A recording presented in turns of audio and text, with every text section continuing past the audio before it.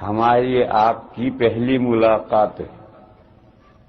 پہلے بھی کہیں سرے راہ کوئی ہوگی، لیکن باقاعدہ کسی دینی مجلس میں بیٹھ کر کوئی دین کی باتیں سننے سنانے کے تعلق سے ہماری یہ پہلی ملاقات ہے.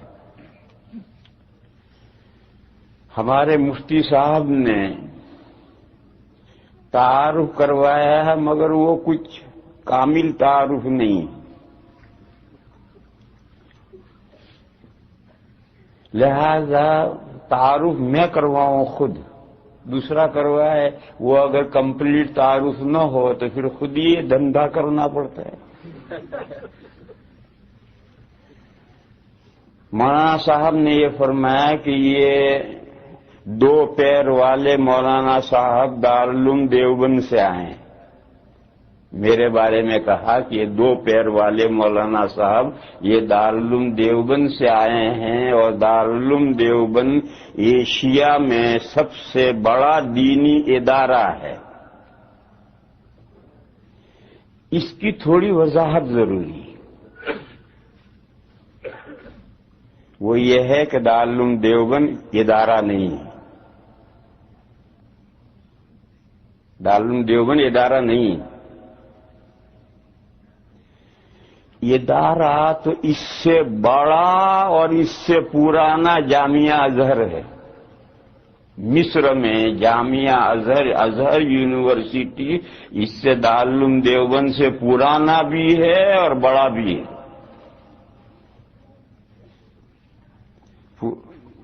پرانا کتنا ہے؟ دارالعلوم دیوبند کو قائم ہوئے 140 سال ہوئے ہیں، اور ازہر جامعہ ازہر کو قائم ہوئے 1150 سال ہوئے ہیں. جامعہ ازہر آج سے 1150 سال پہلے قائم ہوا ہے، اور دارالعلوم دیوبند تو بیچارہ بچہ ہے، ابھی 140 سال ہوئے ہیں اس کو قائم ہوئے.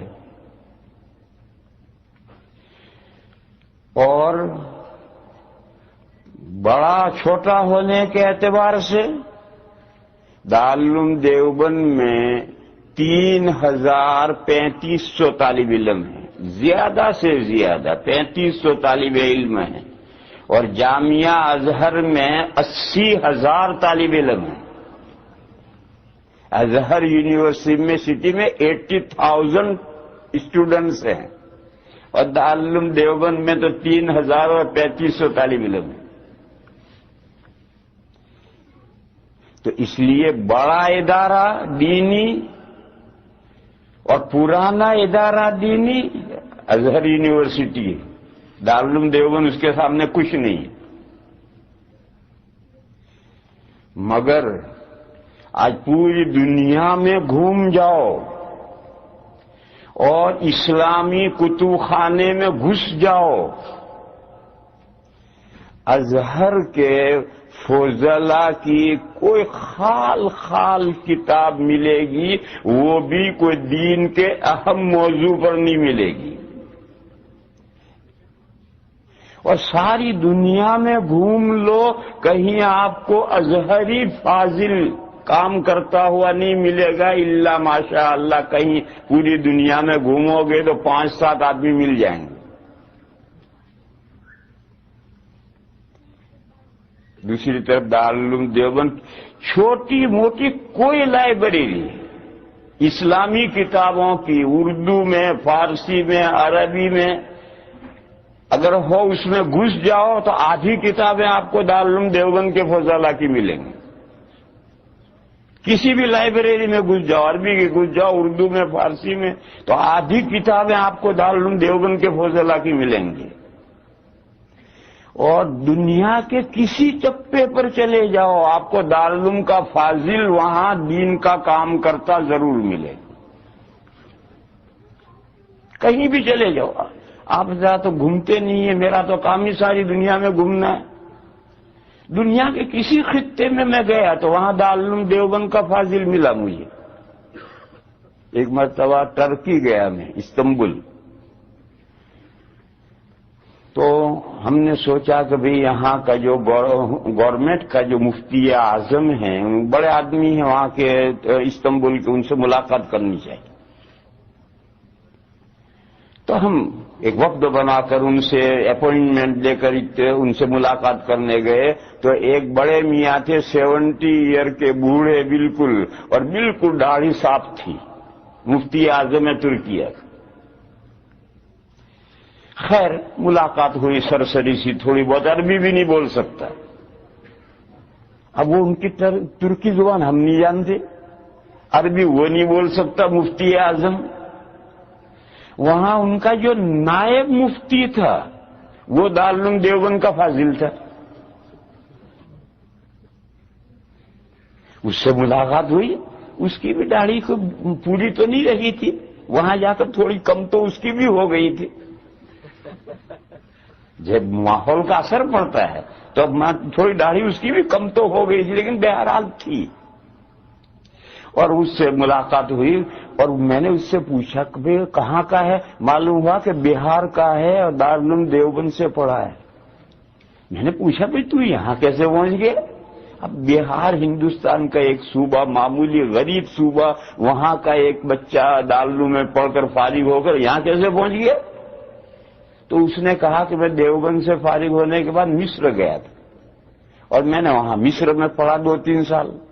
وہاں ایک جگہ آئی ہوئی تھی یہاں سے، میں نے بھی درخواست دے دی، میرا نام منظور ہو گیا، یوں میں یہاں پہنچ گیا۔ تو اب ترکی ایک پوری سلطنت ہے، اس کا جو فتوے کا ڈپارٹمنٹ ہے، جو سب سے بڑا ملک کا دینی شعبہ ہے، اس میں جو نائب مفتی ہے وہ دارالعلوم دیوبند کا پڑھا ہوا ہے۔ غرض تو آپ دنیا میں کہیں نکل جاؤ، کسی ملک میں نکل جاؤ، آپ کو دارالعلوم دیوبند کے فضلاء وہاں کام کرتے ملیں گے، یا تو دارالعلوم دیوبند کا فاضل ملے گا، یا دارالعلوم دیوبند کی جو دنیا میں شاخیں ہیں، دارالعلوم دیوبند کی جو دنیا میں شاخیں ہیں وہ بھی سب دارالعلوم دیوبند ہیں۔ دارالعلوم دیوبند کی دنیا میں کتنی شاخیں ہیں؟ لاکھوں، اور وہ شاخیں لاکھوں، ایک دوسرے سے ان کا لنک کچھ نہیں ہے، سب اپنی اپنی جگہ پر الگ الگ درخت کھڑے ہیں، سب درخت الگ الگ کھڑے ہیں، ایک دوسرے سے کوئی لنک نہیں، اور واقعتاً کوئی لنک نہیں۔ یہ جب طالبان کا مسئلہ آیا تو طالبان کہتے ہم دیوبندی تھے، تو یہ امریکہ دارالعلوم دیوبند میں ہر ہفتے میں ایک نمائندہ پہنچتا تھا، مرد یا عورت۔ وہ یہ جاننا چاہتے تھے کہ دارالعلوم دیوبند کا طالبان کے ساتھ کیا لنک ہے۔ کوششیں بیچارے کر کر کے تھک گئے، کچھ بھی نہیں ملا۔ کیوں نہیں ملا؟ ہے ہی نہیں کچھ، تو کہاں سے ملے گا؟ کچھ ہو تو اسے ڈھونڈ نکالیں، جب کچھ ہو ہی نہ تو کیا ڈھونڈ نکالیں؟ 2 سال تک کوئی ہفتہ ایسا خالی نہیں ہو جاتا تھا کہ امریکہ کا کوئی نمائندہ مرد یا عورت نہ پہنچے۔ کوئی اخبار کا ایڈیٹر پہنچ رہا ہے، کوئی نامہ نگار پہنچ رہا ہے، کوئی گورنمنٹ کا آدمی پہنچ رہا ہے کچھ، اور وہ اپنے طور پر سب جاننا چاہتے ہیں کہ طالبان اور دیوبند کا کیا جوڑ ہے۔ کچھ ملا ہی نہیں کسی کو، کہاں سے ملے گا؟ ہے ہی نہیں تو کہاں سے ملے گا؟ نفس الامر میں کوئی ہے ہی نہیں۔ جیسا طالبان کے ساتھ دارالعلوم دیوبند کا کوئی جوڑ نہیں ہے، اسی طرح سے دارالعلوم دیوبند کی جتنی شاخیں ہیں، انڈیا میں ہوں، بنگلہ دیش میں ہوں، پاکستان میں ہوں، انگلینڈ میں ہوں، امریکہ میں ہوں، افریقہ میں ہوں، دنیا میں جہاں بھی شاخیں ہیں، شاخوں کا مطلب دارالعلوم دیوبند کے طرز پر کام کرنے والے ادارے ہیں۔ شاخوں کا اتنا ہی مطلب ہے کہ جس نہج پر دارالعلوم دیوبند کام کر رہا ہے، دین کی خدمت کر رہا ہے، اس نہج پر دین کی خدمت کرنے والا ادارہ، یہ شاخ کا مطلب ہے۔ تو سب اپنی اپنی جگہ پر الگ مستقل ادارے ہیں، دارالعلوم کے ساتھ کوئی لنک نہیں ہے، اور ان کی اداروں کے آپس میں بھی کوئی لنک نہیں ہے۔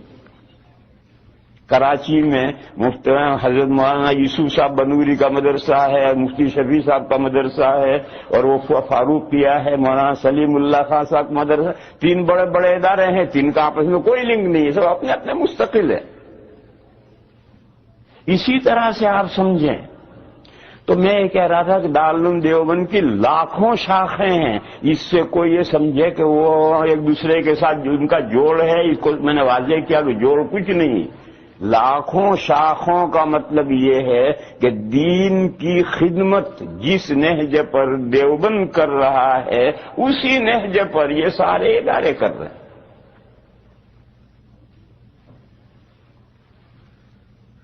اور ازہر کی کوئی شاخ کیرو میں فیکلٹی اور کالجز تو اس کے ہیں الگ الگ، یہ فلاں کالج، یہ فلاں کالج، یہ فلاں کالج، اور وہ سب کالجوں کے طالب علم مل کر 80,000 ہیں، لیکن کیرو سے باہر کچھ نہیں، اس کی دنیا میں کہیں کوئی شاخ نہیں کہ ازہر یونیورسٹی جس انداز پر کام کر رہی ہے اس انداز پر کام کرنے والی اس کی کوئی شاخ یا اس کے فضلاء کی قائم کی ہوئی کوئی تنظیم دنیا میں کہیں کچھ نہیں۔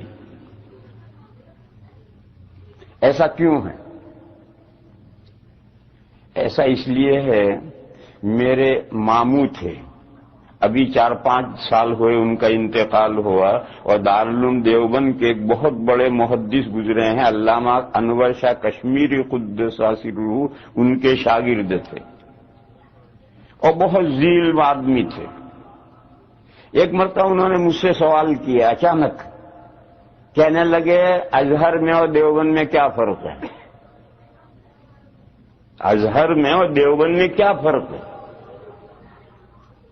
تو میں نے ان کو جواب دیا کہ ازہر ایک دانشگاہ ہے اور دیوبند ایک تحریک ہے۔ وہ ایک دانشگاہ ہے، ایک انسٹیٹیوٹ ہے، ایک تعلیم گاہ ہے، ایک ادارہ ہے۔ دیوبند ایک تحریک ہے، ایک مشن ہے، یہ ایک تحریک ہے، ایک مشن ہے۔ اگر دیوبند 5 طالب علم بھی تیار کرے گا تو وہ 5 طالب علم دیوبند سے چل کر گھر نہیں بیٹھیں گے، وہ دنیا میں پھیلیں گے اپنے مشن کو لے کر۔ اور ازہر 5,000 تیار کرے گا تو وہ نکل کر کے اپنے آفسوں میں کام کریں گے، اپنی دنیا بنائیں گے۔ جیسے علی گڑھ یونیورسٹی اور دوسری بہت سی یونیورسٹیاں ہیں، یہ دانشگاہ ہیں، یہ تعلیمی ادارے ہیں، یہ تعلیمی ادارے ہیں، یہ انسٹیٹیوٹ ہیں، یہ دانشگاہ ہیں۔ تو میں نے کہا کہ ازہر ایک دانشگاہ ہے، ایک تعلیمی ادارہ ہے، بہت بڑا اور بہت پرانا ہے۔ دیوبند ایک تحریک ہے، ایک مشن ہے۔ تو چونکہ دیوبند ایک تحریک اور ایک مشن ہے تو اس کے فضلاء ساری دنیا میں پھیلے ہوئے ہیں، جو مشن ہے اس مشن کو لے کر ساری دنیا میں پھیلے ہوئے ہیں۔ اب آپ کو یہ سمجھنا ہے کہ دیوبند کس چیز کی تحریک ہے، کس چیز کا مشن ہے۔ اس لیے سمجھنا ہے کہ آپ بھی دیوبندی ہیں، یہ چیز آپ کو اس لیے سمجھنی ہے کہ آپ بھی دیوبندی ہیں، لہذا آپ کو سمجھنا پڑے گا کہ ہم دیوبندی کیوں ہیں، کس چیز کا نام دیوبندیت ہے۔ دیوبند جو ایک دیوبندیت ایک مشن ہے، ایک تحریک ہے، تو کیا ہے دیوبندیت، یہ آپ کو بھی سمجھنا ہے، اس لیے کہ آپ دیوبندی ہیں۔ میرے بھائیوں، دیوبندیت نام ہے صحیح دین کو دونوں ہاتھوں سے مضبوط پکڑنے کا۔ جو صحیح دین ہے اس کو دونوں ہاتھوں سے مضبوط پکڑو، اسی کا نام دیوبندیت، اس سے آگے کچھ نہیں۔ دیوبند کا کوئی دستور اساسی نہیں، کوئی کانسٹیٹیوشن نہیں ہے، دیوبند کا کوئی نام نہیں ہے۔ دیوبند ایک شہر کا نام ہے، اس سے دیوبندیت بن گیا، اس مسلک کا کوئی نام نہیں ہے، اس کا کوئی کانسٹیٹیوشن نہیں ہے، اس جماعت کا کوئی کچھ نہیں ہے۔ اس کا کانسٹیٹیوشن کیا ہے؟ یہ قرآن اور یہ سنت، یہ قرآن اور یہ سنت، یہی دیوبند کے دستور اساسی ہے۔ اس قرآن و سنت کو سمجھنا اور اس کو سمجھنا آج کے لوگوں کے مائنڈ سے سمجھنا نہیں، آج کے لوگوں کے مائنڈ سے سمجھنا نہیں، دور اول سے چلو، صحابہ سے، تابعین، تبع تابعین، یوں نیچے اترتے آؤ. یہ جو دور اول کے لوگوں نے قرآن و حدیث کو جس طرح سے سمجھنا ہے اس طرح سمجھنا، آج کے مائنڈ سے نہیں، اولڈ مائنڈ سے سمجھنا. اولڈ مائنڈ کس کا؟ صحابہ کا، تابعین کا، تبع تابعین کا. اس کے بعد جو محدثین، فقہا، علماء، مجتہدین گزرے، چاہے لمبے زمانے سے چلے آ رہے ہیں، انہوں نے قرآن و حدیث کو کس طرح سمجھا ہے اس سمجھے ہوئے کو لینا. آج کے مائنڈ کا سمجھا ہوا نہیں. آج ایک آدمی پیدا ہوتا ہے اور وہ کہتا ہے اس حدیث کا یہ مطلب ہے، اس آیت کا یہ مطلب ہے. یہ نہیں، دیوبندی سے نہیں لیتا. دیوبندی سے لیتا ہے کہ صحابہ اس آیت کو کیا سمجھتے تھے، تابعین کیا سمجھتے تھے، تبع تابعین کیا سمجھتے تھے، گزرے ہوئے فقہا، محدثین، مفسرین نے کیا سمجھا ہے.